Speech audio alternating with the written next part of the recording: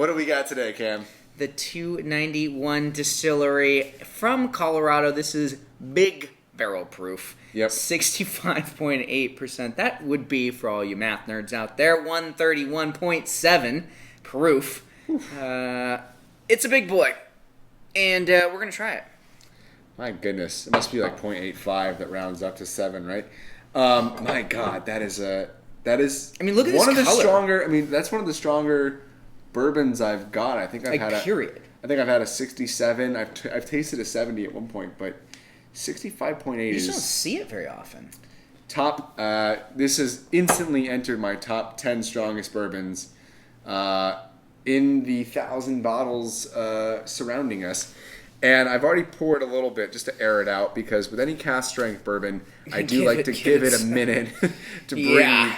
So, as you notice, I have not actually touched this glass until now. I'm aerating the glass, giving it a little twirl.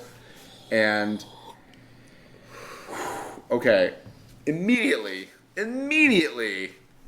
I'm getting a little dark chocolate on that. Yeah, I mean, it's totally brandy. Which I normally get from a single malt. It's like jelly. Do you get like this like jelly fruit thing? jam, sort of like sweet but condensed and yeah, sort of, like fruit concentrate. Yeah, it's very concentrated. Yeah, extremely sharp almost, and I want to say extreme or intense. It's very intense. Again, hell look of at a that color. nose. And I love the bottle. It's a cool, tall bottle. I don't think I have any other brands that are in this bottle.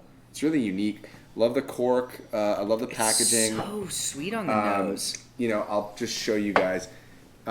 This is another product from them, but they put all the awards on there. They didn't do it on this one, and maybe that's just a choice, but maybe this has been around longer. But it's cool how they have all the awards. I just think what these guys are doing is really cool. And the one thing that we haven't really touched on is this is finished with staves.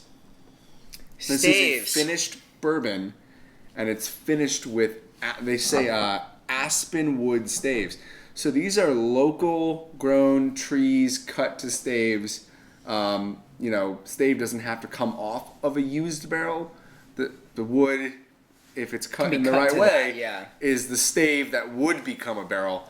And so I'm guessing these are local trees, local wood. I like that. Obviously, when you get craft brands like this, you get the ability to do these types of things that are so unique to that particular region. That's very, very of place. You know, it's very rooted in the place, and that place being Colorado, Colorado Springs specifically.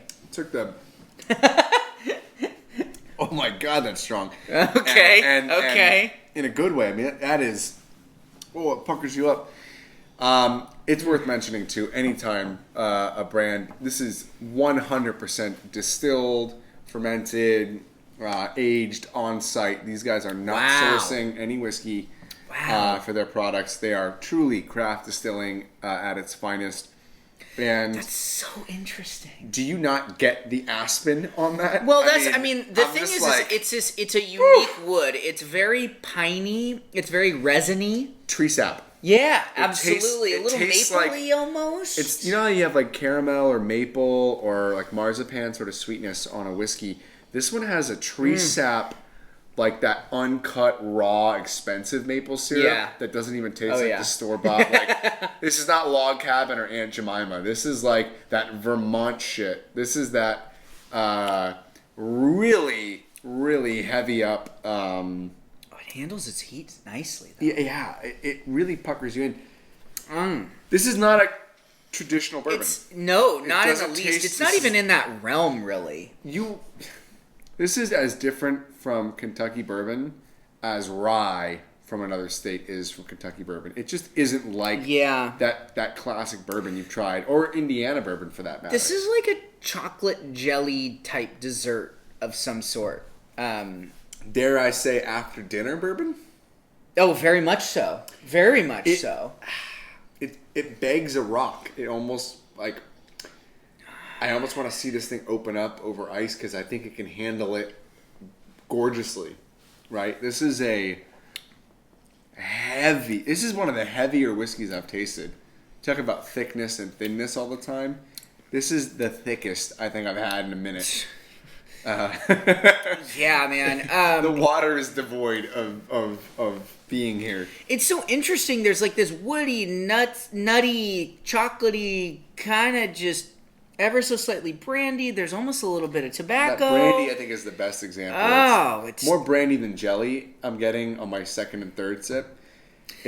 I'm trying to find a way though, but it's not for me. It's not quite brandied. I'm trying to find a way to describe it. It's very unique. It's wildly unique. It's like nothing I've ever tasted. When you toast the inside of a barrel, you open up a lot of sugars and access that give a lot of those classic.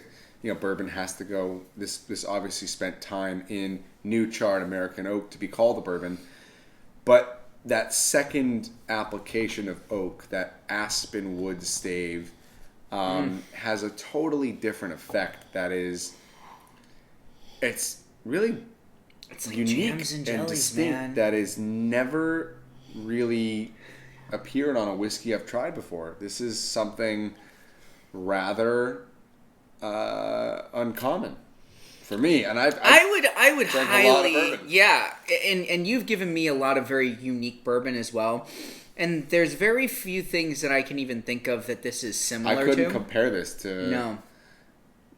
I'm trying to think of anything like this. Maybe some of the experimental Bardstown stuff. Jay Carver does a cast strength out of Minnesota that I quite like.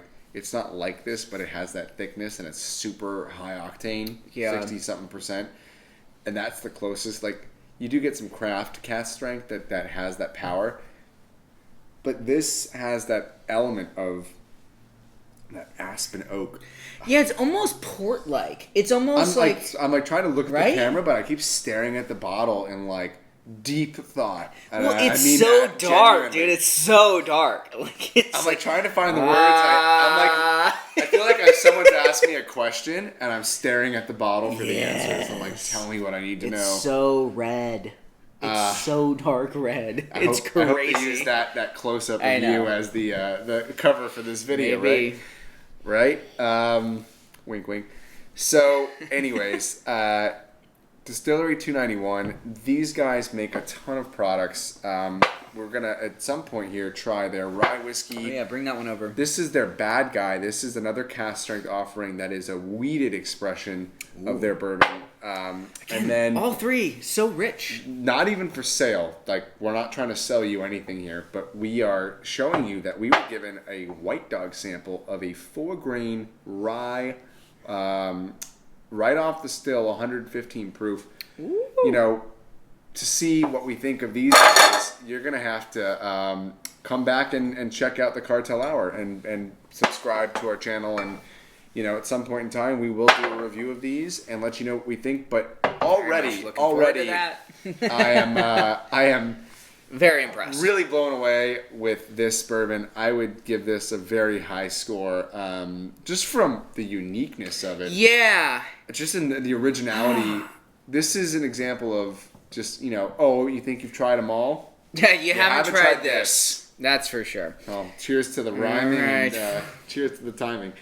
All right, guys, we'll catch you next time on the Cartel Hour for this and many other craft and, corporate whiskey reviews and spirit reviews in general. Whiskey, mezcal, gin, tequila, rum. We do it all. Maybe even some vodka at some point. But there you go. Cartel Hour. We'll catch you next time.